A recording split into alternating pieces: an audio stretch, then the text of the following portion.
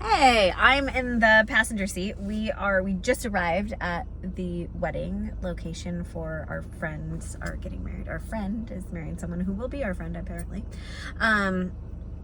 Here, and we are at a vineyard, but Josh and I recorded like 2 videos on the way up here, and I'm like, these are terrible, I can't use them. You guys would be like, what is going on? So anyhow, what I wanted to tell you today is a system regarding your leadership and like just determining what your leadership style is. One of the main things for me that has been so impactful as a leader is you know what you get. I'm very, very clear, and I am also very direct. And sometimes people don't like that, and sometimes I don't care, mostly 100% of the time, because it's just what I do, and I'm very clear and upfront about that in the beginning of the conversation. The first time you meet me is probably the most firm and the most stern that I will be in any conversation if you want to join my team. Whether you want to be a stylist, whether you want to be an assistant, a receptionist, front desk, the cleaning lady, like whatever, our window washer, like that's when you have all the conversations, right? You set the tone. Like, I'm not trying to be your friend on day one. I'm trying to tell you this is the kind of like salon that I run and how things go. And then afterwards, then you get to know me and you're like, oh my gosh, she's so full of grace. She gave that girl way too many times, like way too many chances. And maybe that's true in some cases. And definitely historically, I have done that. But once I've had enough, and I can be very direct. And even while I'm giving you a second or third time try before you get moved to the you're dead to me list. Have I told you about that yet? In that case, like when you're getting those extra chances, I am being incredibly firm. Like you're not wondering if I'm clear. We're gonna get some Josh here. Well, so Josh made a surfboard for this wedding. Josh has a whole life as surfboard manufacturer guy, craftsman, builder. And so it's their guest book, so we're bringing it here. Is everything fine? Sure. Oh. Not sure what that means. Do I have to come now? No. Okay, good. Okay, so what is your leadership style? And what does, I guess I don't have to wear this anymore. And what, and how do you want to share that? And some people are like, I want to be more like friendly. I want to be more casual as a leader. And I think that is appropriate in some cases, but you have to know exactly what looks great, babe. Exactly where your line is that you won't cross if you are going to take a more familial approach to leadership. If you are going to take a more direct approach with leadership, everything can be cut and dry and clear. And the same thing goes with a more casual leadership approach. But it really comes down to, if you've been clear in the beginning, leadership will be easy. If you know what your expectations are, leadership will be easy regardless of what is going on. So pick your leadership style and then back that up with support that you set in place by having expectations that are clearly outlined, clearly expressed, and shared efficiently and often with your staff.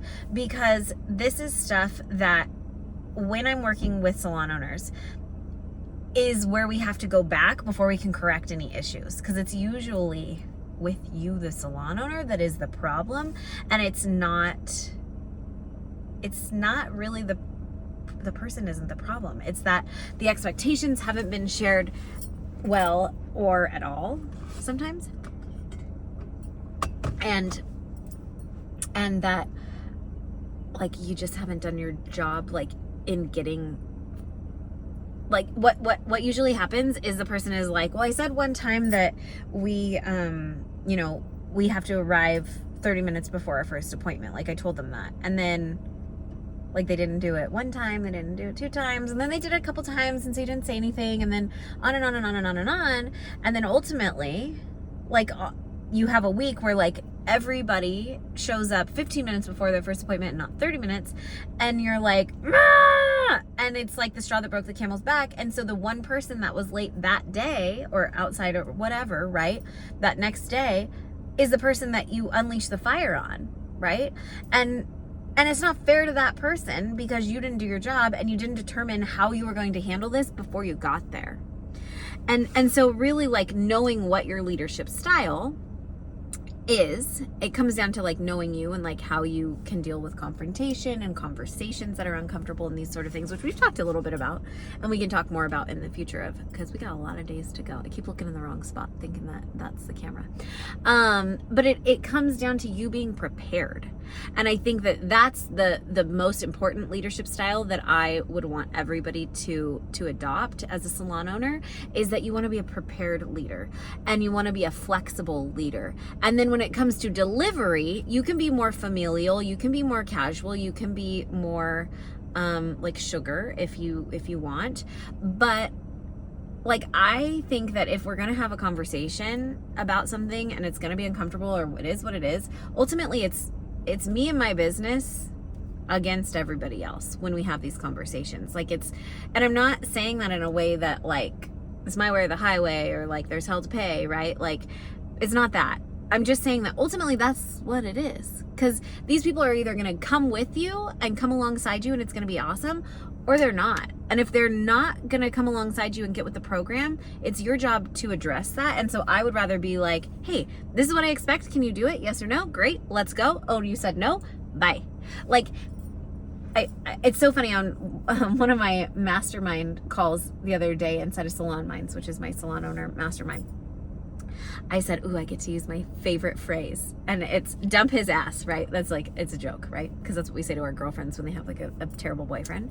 Or at least that's like in my group of girlfriends, it's fun. It's fun, okay? And with my niece especially, I'm like, ooh, this is a dump his ass moment.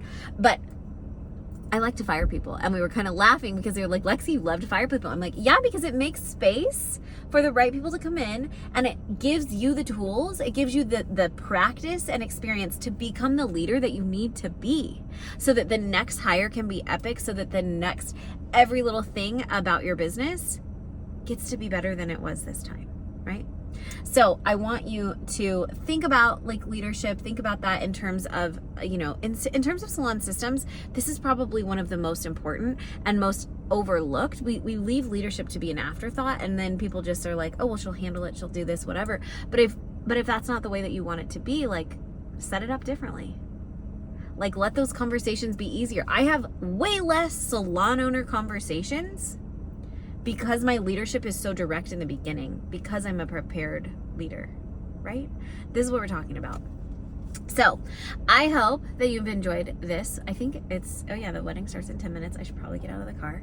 I have to go traverse that hill that just made all that dust, and apparently go sign the surfboard that Joshy made. So yeah, leadership, it's a whole thing. I'll see you back here soon.